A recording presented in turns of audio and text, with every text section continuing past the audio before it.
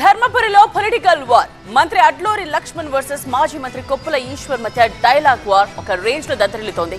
రాజీనామాల సవాళ్లు ప్రతి సవాళ్లతో ధర్మపురి రాజకీయం రోజు రోజుకు వేడెక్కుతోంది.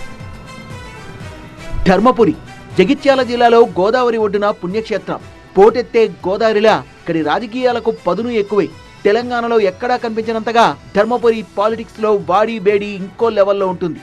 ధర్మపురిలో వరుస విజయాలు సాధించిన మాజీ మంత్రి కొప్పుల ఈశ్వర్ గత ఎన్నికల్లో ఓడిపోయారు. పట్టు వదలకుండా పోరాడిన అడ్లూరి లక్ష్మణ్ కుమార్ ఎట్టకేలకు విక్టరీ విజిలేశారు. తెగదు ఫస్ట్ టైం ఎమ్మెల్యే అయినా మంత్రివర్గంలో చోటు దక్కించుకున్నారు. ప్రస్తుతం ధర్మపురిలో మంత్రి వర్సెస్ మాజీ మంత్రి మధ్య మాటల యుద్ధం రాజకీయాల్లో కాకరేపుతోంది.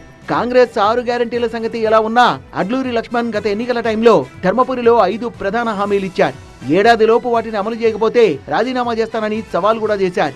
ఏడాది అయింది, మరి ఆ 5 హామీలు ఏమయ్యాయంటూ మాజీ మంత్రి కొప్పుల ఈశ్వర్ ప్రశ్నిస్తున్నారు. అంతేకాదు అడ్లూరి వీడియోల్ని వైరల్ చేస్తూ రాజీనామా చేయాలని డిమాండ్ చేస్తున్నారు బీఆర్ఎస్ క్యాడర్. ధర్మపురిలో polytechnic, degree college, ITI, bus depot, revenue division ఏర్పాటు చేస్తామని హామీ ఇచ్చారు అడ్లూరి. వాటిల్లో 2 అమలయ్యాయి. మిగిలిన 3 హామీల మాటేంటి అన్నది కొప్పుల ఈశ్వర్ క్వశ్చన్. ఇచ్చిన మాట ప్రకారం 2 హామీలు అమలు కాగా మరో 3 హామీలు పెండింగ్ లో ఉన్నాయి. ఆ 3 హామీల గురించే రాజీనామా చేయాలంటూ కొప్పుల సవాల్ విసురుతున్నారు.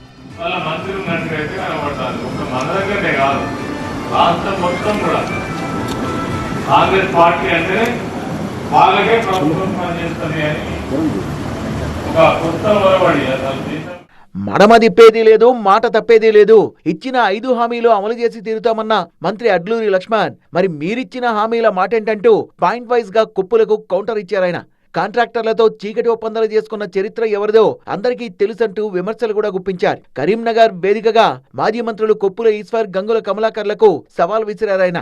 ఇక మాజీ మంత్రి కొప్పుల ఈశ్వర్ తీసుకొచ్చి ఇట్లా డిస్ప్లే చేసుకుంటా రాజీనామా ఎప్పుడు చేస్తామని ప్రశ్నిస్తాడు. నేను చెప్తున్నా, నేను ఆ రోజు ఎన్నికల లోపల నేను ఇచ్చిన మాట వాస్తవం, నేను అబద్ధం చెప్పట్లేదు, దానికి కట్టుబడి ఉన్నా.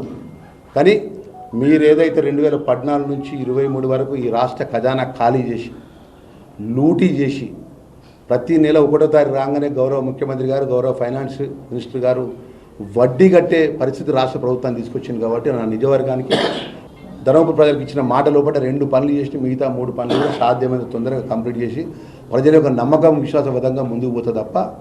అటు లక్ష్మణ్ కుమార్, ఇటు కొప్పుల ఈశ్వర్ ఇద్దరి మధ్యన రోజు రోజుకు డైలాగ్ వార్ అలా డైనమైట్ లా పేలుతోంది. నేతల మాటల యుద్ధంతో ధర్మపురి రాజకీయం పీక్స్ కు చేరుకుంది. మీ సవాళ్లు ప్రతి సవాళ్లు సరే, పెండింగ్ సమస్యల పరిష్కారం ఎప్పుడు అంటున్నారు ధర్మపురి పబ్లిక్.